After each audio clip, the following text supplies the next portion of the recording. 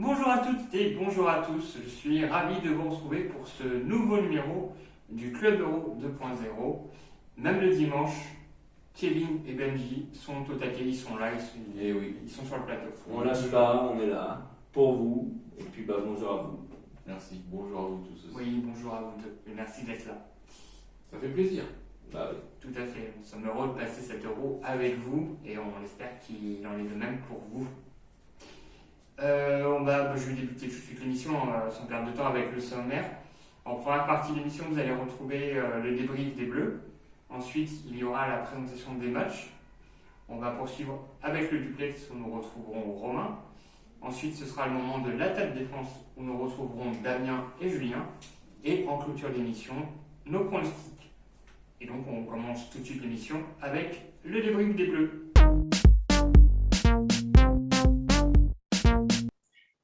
Bon alors les gars, on vient de voir le match de l'équipe de France. Romain, tu es en direct même de Budapest, enfin à l'heure à laquelle on se parle. Qu'est-ce que tu as pensé du match? Comment tu l'as vécu? Bah écoute, déjà bonjour à tous en plateau et chez vous derrière votre écran. Salut.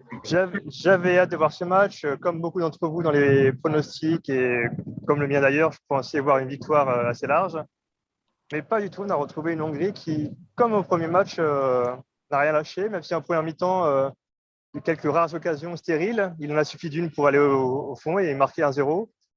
Ils sont revenus au vestiaire, d'après les vestiaires, vraiment sur un bon tempo, hein. J'ai même eu peur qu'ils en mettent un deuxième. Mais bon, j'avais comme confiance en l'équipe de France, mais j'attendais beaucoup mieux de quoi. C'était vraiment pas terrible, hein. C'était encore une fois, on attend le match référence. C'était pas contre l'Allemagne, c'était pas contre la Hongrie, donc je vais pas dire que je m'inquiète, mais il faudra quand même relever le niveau. Ouais, Oui. c'est clair que je pense qu'on l'a tous vécu un peu comme ça la première mi-temps où on a la sensation qu'il y avait des possibilités de marquer, mais c'était pas assez précis en fait. Ils n'ont pas réussi à être ouais, précis. Ouais. Et je vais passer la Ah, c'est parole à ça. Benji, peut-être. Est-ce que tu peux nous dire comment tu l'as vécu tout ça Ah, écoute, je vais dire à Romain que chez nous, il y a un avis de tempête et que le match de la France d'aujourd'hui, c'était comme un coup de tonnerre qui a sonné, quoi, parce que c'est vraiment. Je suis déçu. Franchement, on s'attendait voilà, à une large victoire et on se retrouve avec un match nul. C'est décevant pour le niveau de la France par rapport à 2018, quoi. Et Après, c'est encore, que sur un match, mais tout va se jouer sur le Portugal, quoi. Ouais. Et Kevin, je t'entendais réagir. Dis-nous. ouais, j'ai encore match nul, on s'en sort très bien. Ouais, exact. C'est une Oui. défaite, ça aurait été toute notre histoire. Hein. Ouais. Et Non, puis, décevant, quoi. ouais. Contre le Tu as eu Portugal David. mercredi, ça va être compliqué. Quoi. Ouais. Après, en règle générale, la France aime bien affronter des grosses équipes. Mais On l'a vu contre l'Allemagne, hein, ça n'a pas été ça non plus, hein. ouais, donc ça, on va voir, quoi. Non, mais ils se préservent contre le Portugal. Et surtout, On l'espère, c'est. mais Ouais, vas-y. non, mais on l'espère. Moi, j'ai vraiment là, dans les tribunes, avec l'ambiance incroyable dans le stade, un stade rempli, j'ai rarement vibré comme ça dans un stade. Les Ouais. Hongrois ont vraiment mis l'ambiance et j'ai vu des Giroud comme ça qui essaient d'haranguer les supporters pour qu'on réponde, mais vraiment, j'ai eu peur et je me suis rappelé des époques où l'équipe de France n'était pas fameux, mais j'espère que ça va pas être ça cette année, quoi. Et j'ai cru comprendre que tu t'es pris un peu de bière, tu as réussi à essorer ton t-shirt, là, ton maillot ou... Ah oui, c'est un peu particulier, hein. C'est vrai que le virage bas était réservé aux Français, mais les deux virages supérieurs étaient hongrois. Ah bah, Donc après les buts des Hongrois, la bière a sauté. Des tensions ont commencé à apparaître entre les Hongrois et les Français dans les tribunes. Ah oui, quand même. Mais voilà, c'était pas beau à voir. Enfin, bref, j'ai bien vu, hein. Ouais. Oh, oh super! Oh Un super! Hongrois en Refaites-le-moi direct. venir! Refaites-le-moi venir, lui! Voilà, les aléas du direct.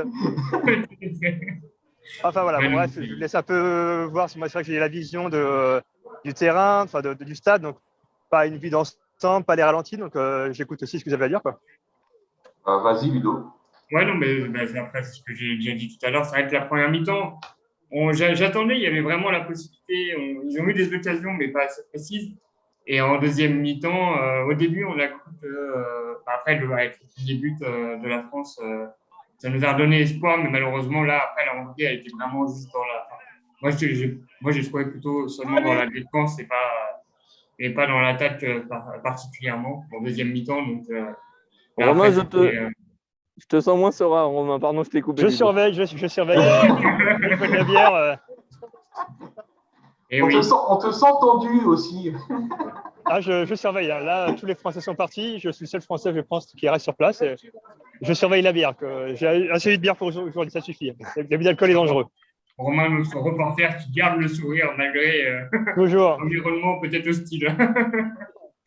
On va te laisser profiter de Budapest. Tu vas voir le deuxième match de la journée Oui, je vais aller dans une fan zone pour aller voir le Portugal-Allemagne, qui va être très important Animé. pour nous. Ouais. Surtout si l'Allemagne remporte. On aura le droit à une finale entre le Portugal et la France, mercredi.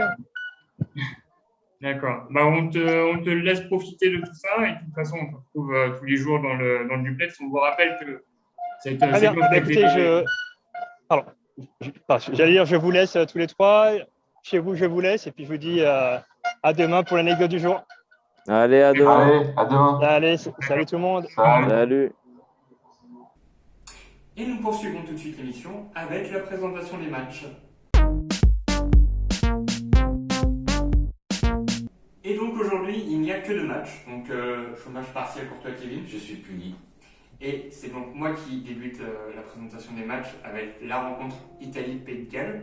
À savoir en premier lieu qu'il y a déjà eu 9 duels entre ces deux équipes. 7 victoires de l'Italie et 2 du Pays de Galles. Lors de son deuxième match, le Pays de Galles a battu la Turquie 2-0. Malgré un pénalty loupé, ça aurait pu même faire en 3-0 du coup. Et surtout grâce à 2 passes décisives de Gareth Bale.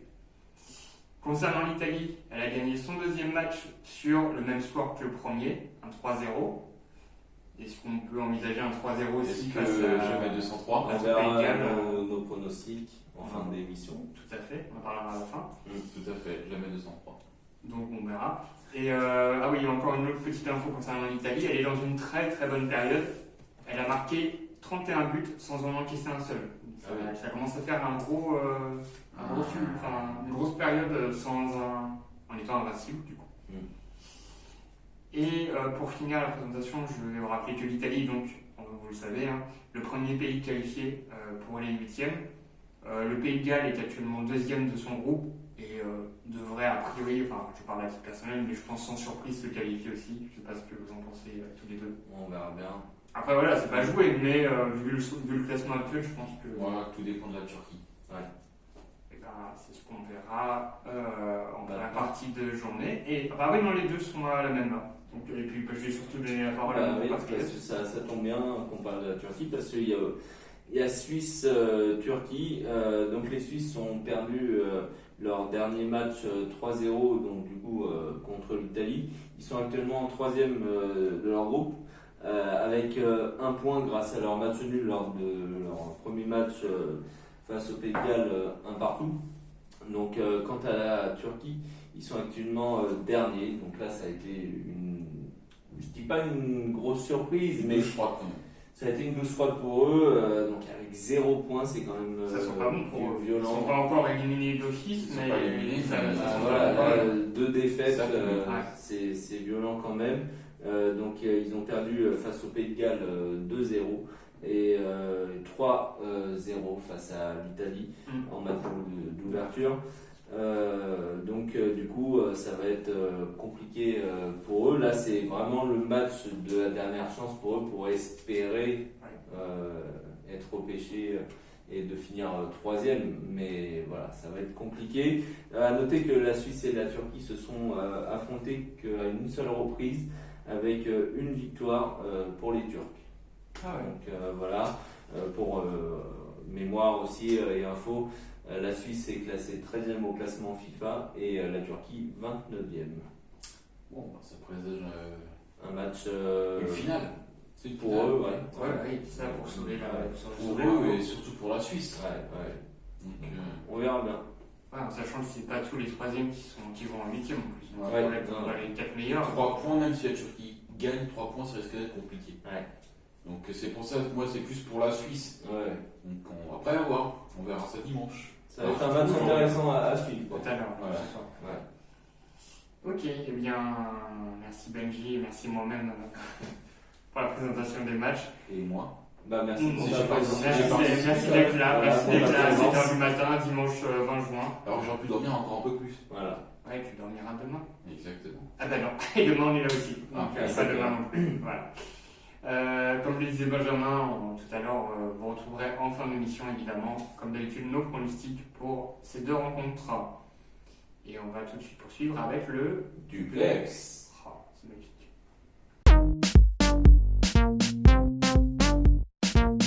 Et donc nous allons tout de suite retrouver Romain. Alors Romain, comment est l'ambiance à Budapest? Bonjour les studios et bonjour à vous derrière votre écran.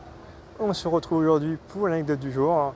Certes, avec la mine des petits jours après pas la défaite, ma langue elle est fourchée, mais le match nul, c'est dire, contre la Hongrie hier. Et bien écoutez, nous on est là, on assure, on continue le job. Donc aujourd'hui, l'anecdote du jour pour ma part, et elle concerne la Turquie. Je ne sais pas si vous savez, mais en 2008, la Turquie a réalisé, on ne va pas appeler ça un exploit parce qu'ils l'ont fait 3 fois, mais à faire du finisher, c'est-à-dire remporter 3 matchs alors qu'ils étaient mal embarqués. Le premier en phase de poule face à la Suisse, où ils ont marqué dans les dernières minutes, à savoir la 92e minute pour gagner le match. Ils ont refait cela en match de poule face à la République tchèque en marquant la 87e minute pour égaliser et en remportant le match à la 89e minute. Mais c'est pas tout. Ils ont refait cela en quart de finale contre la Croatie en égalisant à la 122e minute avant de remporter le match au tir au but. Et oui, sacrée équipe de Turquie. Malheureusement, ce n'est pas celle qu'on attendait à voir à 7 €. Mais bon, Suisse-Turquie aujourd'hui, ils n'ont plus rien à perdre, il faut tout donner, donc à voir ce que ça va donner. Et puis moi je vous dis à bientôt et puis bonne continuation en plateau. Eh bien, merci Romain pour cette anecdote et on te retrouve évidemment demain pour un nouveau duplex. Et quant à nous, on va tout de suite poursuivre avec l'attaque défense. Et donc, on va tout de suite retrouver Damien et Julien. Ils vont évoquer ce sujet aujourd'hui. Un euro dans 11 pays. C'est une bonne ou une mauvaise idée? Eh bien, on vous laisse regarder ça. Ouais, donc d'ailleurs, là on est à peu près une dizaine de jours dans la compétition et ça me fait penser, il y a à peu près une dizaine de stades, c'est ça? 11 exactement, avec celui de Londres pour les demi-finales et la finale. D'accord, ouais. Et donc tu veux mais- venir à quoi? Bah, en fait, ce que je voulais dire, c'est que du coup, voilà, c'est bien parce que c'est dans plusieurs stades différents de l'Europe, voilà, quasiment aux 4 coins du monde, si je puis dire. Oui, enfin avec une fois de l'Europe, oui. Mais du coup, non, ouais, moi pour le coup, ça qu'au tout début, sur le concept de base, j'étais super content. Je dis, ouais, effectivement, on va voyager, c'est super intéressant, on va voir plein de pays, sauf la France, parce qu'on avait organisé l'Euro en 2016. Donc vraiment, j'étais content. Et puis finalement, je me suis dit, ouais, mais bon, ça fait quand même des trajets en plus, ça fait quand même des joueurs qui risquent d'être fatigués justement à se balader à droite à gauche. Ça fait aussi certains déséquilibres parce qu'il y a des équipes qui vont jouer à domicile à cause de la crise Covid, ils ont réuni un peu les équipes dans leur stade, etc. Je trouve pas ça très loyal, quoi. Oh, mais moi je pense que si, parce que je pense que... Alors oui, c'est vrai qu'il y a eu certains matchs à domicile un peu étranges, mais pour le reste, ils essayent quand même de faire au mieux, voilà, pour que tout le monde puisse être contenté.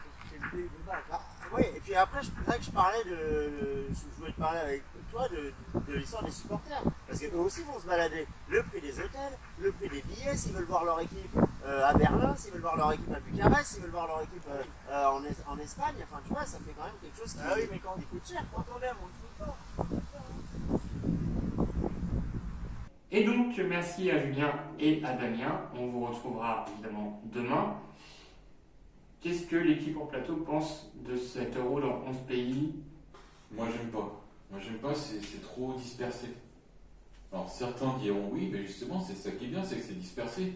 Mais moi non, j'aime pas. Moi, je pense surtout aux supporters, quoi. Tu vois, Oui, ils voilà, doivent et ça aussi, oui. se déplacer dans de multiples pays pour suivre leurs équipes. Et puis il n'y a pas trop d'égalité. Ouais. D'égalité, parce que les Pays-Bas ils vont jouer 3 fois à domicile, Mm. le reste non. L'Allemagne va jouer une fois à domicile, c'est trop. Après, certes, ça permet de découvrir et de donner à certains pays qui n'ont pas l'habitude et qui ne pourraient pas organiser un euro à eux seuls, de voir des stades de leur pays. Mais voilà, je trouve que c'est trop espacé un peu partout à droite à Pour gauche. une fois, on est d'accord. Voilà. Ils veulent pleuvoir. Et toi, Ludo? Ouais, non, effectivement, on est d'accord. Moi, personnellement, je trouve que c'est une mauvaise idée. Mais c'est vrai que ce qu'on avait vu en cherchant justement les infos avant de présenter l'émission, c'est que c'est une année anniversaire. C'est aussi pour ça que c'est dans plusieurs pays, histoire de faire profiter tous ces pays de l'ambiance, du folklore de l'euro. Mais c'est sûr que pour un supporter qui veut voir plusieurs matchs, s'ils ne sont pas au même endroit, forcément, c'est un peu problématique. Et puis après, on va pas s'étaler non plus sur la durée, mais par rapport à la pandémie qu'on a vécue, est-ce que c'est bien que ces supporters voyagent dans tous ces pays, même s'il y a des tests à passer? C'est peut-être aussi un risque de repropagation. Et puis on parle aussi des supporters, mais il faut parler aussi des joueurs et du staff, parce que aussi, tu sais, les transports en avion, sans parler de la planète, parce que bon, tous ces déplacements, ça fait aussi des émissions, voilà, donc bon. Merci, monsieur l'écologiste. Donc, a priori, on est tous les trois d'accord sur la mauvaise idée, même si on rappelle, c'est spécial parce que c'est une année anniversaire. Dans 4 ans, ce sera dans un seul pays, ou peut-être 2 ou 3, mais en général, c'est limité à ça. Eh bien, merci à vous deux d'avoir réagi sur ce sujet. N'hésitez pas à nous donner vos avis sur les sujets qui sont évoqués dans l'émission. En commentant la vidéo sur nos réseaux sociaux, Facebook, Instagram, YouTube. N'hésitez pas non plus à la partager, à mettre un petit j'aime, à vous abonner à nos réseaux. Ça fait plaisir à lire et puis ça nous donne aussi l'énergie de continuer ce beau projet avec vous tous les jours. Et on va tout de suite aller vers la clôture de l'émission avec nos pronostics.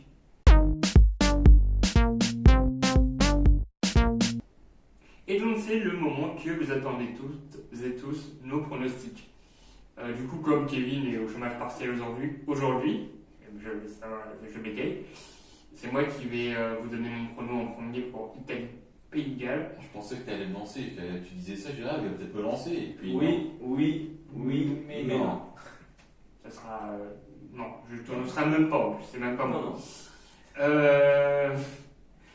Pour cette rencontre, je vois à nouveau un succès de l'Italie. Par contre, pas sur le même score sur lequel ils ont gagné leurs 2 précédentes rencontres. Là, je vois quand même un 2-1, parce que je pense que le Pays de Galles peut en marquer un, et puis surtout qu'il y a quand même... l'Italie est déjà qualifiée, je pense qu'ils vont peut-être pas aller trop chercher un risque de blessure ou de carton, donc voilà. 2-1 pour l'Italie. Et toi? Tout à fait, je pense comme toi, 2-1, et peut-être que Mancini pourrait faire tourner l'équipe pour, comme tu dis, essayer de préserver les joueurs pour les 8e de finale. Donc je vois 2-1 pour l'Italie face au Pays de Galles. Bah écoutez, moi je vois 3-1. Putain, c'est la première fois que je parle de l'émission. Non, donc je vois 3-1 pour l'Italie. Donc premier match je dis 3-1, deuxième match je dis 3-1, voilà j'ai dit 3-1. D'accord. Et puis il ne peut pas trop faire tourner, c'est si le Pays de Galles gagne, ils vont passer devant l'Italie. Donc la première place est en jeu quand même. Donc faut pas trop faire tourner non plus. On verra. Je vais prendre la main pour Suisse-Turquie. Alors là, je pense que la Turquie va gagner ce match 2-1. Parce qu'ils vont tout faire, je pense, pour sauver les meubles. Donc voilà, je vois 2-1 pour la Turquie face à la Suisse. Ok, écoute, je récupère la main, donc tu m'as pas laissé finir. Je vais parler de Turquie-Suisse, du score, je veux dire. Suisse-Turquie même.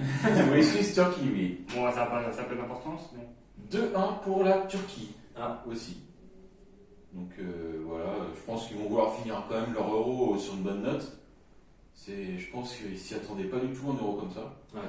Donc je pense que la Turquie va gagner. De toute façon, les Suisses, je les sens pas trop depuis le début de l'euro. Voilà. Et toi, Ludo? Nous sommes plutôt d'accord à peu près sur le score, mais alors par contre pas sur l'équipe gagnante. Pour moi, ce sera le premier succès dans cet euro de la Suisse sur un score de 2-0. Parce que la Turquie ne m'a pas convaincu jusque-là. Et je pense que la Suisse, il serait temps de se réveiller et voilà, elle va essayer de sauver le meuble aussi. Et je pense qu'elle pourra plus sauver les meubles, elle, plutôt que la Turquie, mais après, ça reste que mon avis. Et est-ce que vous ne pensez pas qu'on a surcoté la Turquie quand même? Parce que certes, ils ont des bons joueurs qui évoluent, on connaît très bien la Ligue 1, mais est-ce qu'on n'a pas surcoté la Turquie quand même? Bah, pas trop, ils ont quand même battu la France en phase éliminatoire. Mais ils ont là, quand même fait des gros scores. Mais en tout cas, c'est avec 7 euros. Disons, les 2 premiers matchs, ça a été très décevant pour eux. Quoi. Donc, de toute façon, puis avec la saison qui est, de toute façon. Enfin bon, voilà, c'était juste une petite parenthèse. Non, mais il n'y a pas de souci. Donc je te laisse. Tu peux la refermer du coup. Voilà, ça y est. Eh bien, merci à vous deux pour vos pronostics. N'hésitez pas vous aussi à nous les donner sur les réseaux sociaux, comme je le disais tout juste avant, Facebook, Instagram, YouTube. On attend vos commentaires, vos likes, vos partages, vos abonnements sur nos réseaux. Est-ce qu'on peut dire qu'il y avait une surprise à gagner pour le vainqueur? Ben oui. Enfin, pour ceux qui. Oui, pour une super montre connectée. Ah, c'est bien parce qu'à la fin, tu vas recevoir du courrier. Il est en train de nous exploser le budget avec des cadeaux qu'on ne pourra pas acheter. Donc, mais c'est lui qui payera ça, je tiens à préciser. Voilà. Donc du coup, il va arrêter les cadeaux, je pense. Bon, on se retrouve demain, je crois. Je vous rappelle juste que les 2 rencontres sont à suivre à 18h, que si vous n'avez pas de Sport, vous pourrez en voir aucune des 2. Et voilà, c'est tout. C'est tout pour nous. On vous dit, on vous souhaite une bonne journée, puis on se retrouve demain pour bien débuter la semaine ensemble. Allez, à demain. Allez, bonne journée à vous. Salut. Salut.